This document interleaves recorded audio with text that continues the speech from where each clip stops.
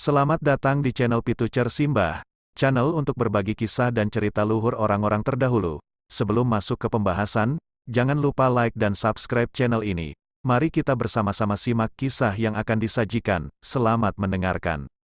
14. Kedatangan Habib. Suatu hari menjelang sholat maghrib, seperti biasanya Kiai Kholil mengimami jamaah sholat bersama para santri Kedemangan. Bersamaan dengan Kiai Kholil mengimami sholat, tiba-tiba kedatangan tamu berbangsa Arab, orang Madura menyebutnya Habib.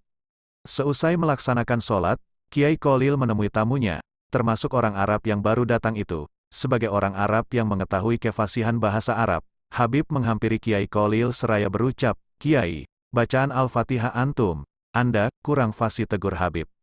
Setelah berbasa-basi beberapa saat, Habib dipersilakan mengambil wudhu untuk melaksanakan sholat maghrib. Tempat wudhu ada di sebelah masjid itu. "Silakan ambil wudhu di sana," ucap Kiai sambil menunjukkan arah tempat wudhu. Baru saja selesai wudhu, tiba-tiba sang Habib dikejutkan dengan munculnya macan tutul. Habib terkejut dan berteriak dengan bahasa Arabnya, yang fasih untuk mengusir macan tutul yang makin mendekat itu. Meskipun Habib mengucapkan bahasa Arab sangat fasih untuk mengusir macan tutul, namun macan itu tidak pergi juga. Mendengar ribut-ribut di sekitar tempat wudhu, Kiai Kholil datang menghampiri. Melihat ada macan yang tampaknya penyebab keributan itu, Kiai Kholil mengucapkan sepatah dua patah kata yang kurang fasih. Anehnya, sang macan yang mendengar kalimat yang dilontarkan Kiai Kholil yang nampaknya kurang fasih itu, macan tutul bergegas menjauh. Dengan kejadian ini, Habib paham bahwa sebetulnya Kiai Kholil bermaksud memberi pelajaran kepada dirinya, bahwa suatu ungkapan bukan terletak antara fasih dan tidak fasih, melainkan sejauh mana penghayatan makna dalam ungkapan itu. 15. Berselisih. Suatu ketika Habib Jindan bin Salim berselisih pendapat dengan seorang ulama. Manakah pendapat yang paling sahih dalam ayat Maliki Yaumidin? Malikinya dibaca Maliki dengan memakai alif setelah mim, ataukah Maliki tanpa alif? Setelah berdebat tidak ada titik temu, akhirnya sepakat untuk sama-sama datang ke Kiai Keramat, Kiai Kholil Bangkalan. Ketika itu Kiai yang jadi maha guru para Kiai Pulau Jawa itu sedang duduk di dalam musala. Saat rombongan Habib Jindan sudah dekat ke musola, sontak saja Kiai Kholil berteriak, "Maliki Yaumidin ya Habib, Maliki Yaumidin Habib," teriak Kiai Kholil Bangkalan menyambut kedatangan Habib Jindan. Tentu saja dengan ucapan selamat datang yang aneh itu, sang Habib tak perlu bersusah payah menceritakan soal sengketa Maliki Yaumidin ataukah Maliki Yaumidin itu.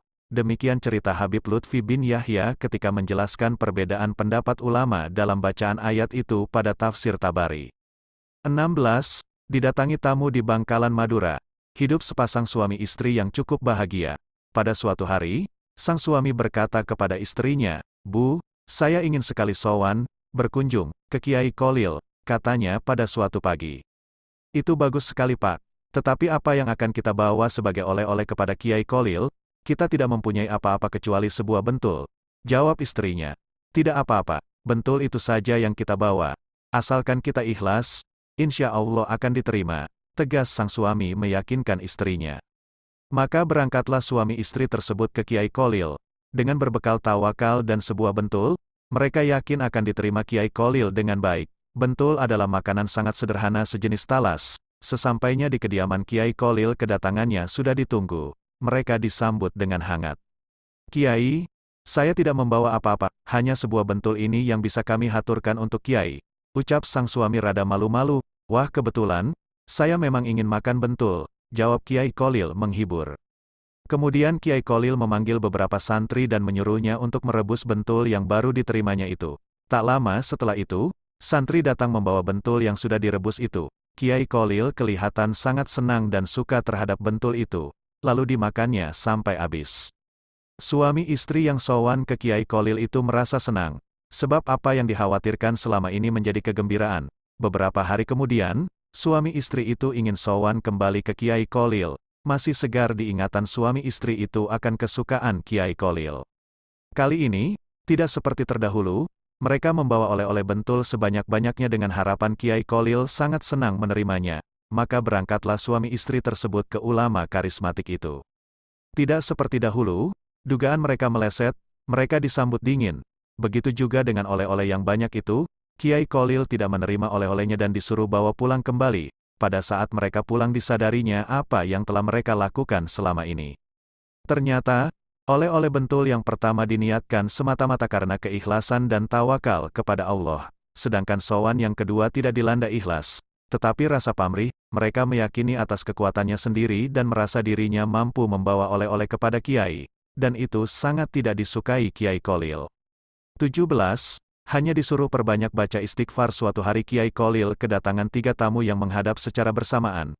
Sang kiai bertanya kepada tamu yang pertama, "Sampeyan ada keperluan apa?" "Saya pedagang, Kiai." "Tetapi hasil tidak didapat, malah rugi terus-menerus," ucap tamu pertama. Beberapa saat Kiai Kholil menjawab, "Jika kamu ingin berhasil dalam berdagang, perbanyak baca istighfar." Pesan Kiai mantap. Kemudian Kiai bertanya kepada tamu kedua, "Sampeyan ada keperluan apa?" "Saya sudah berkeluarga selama 18 tahun, tapi sampai saat ini masih belum diberi keturunan," kata tamu kedua.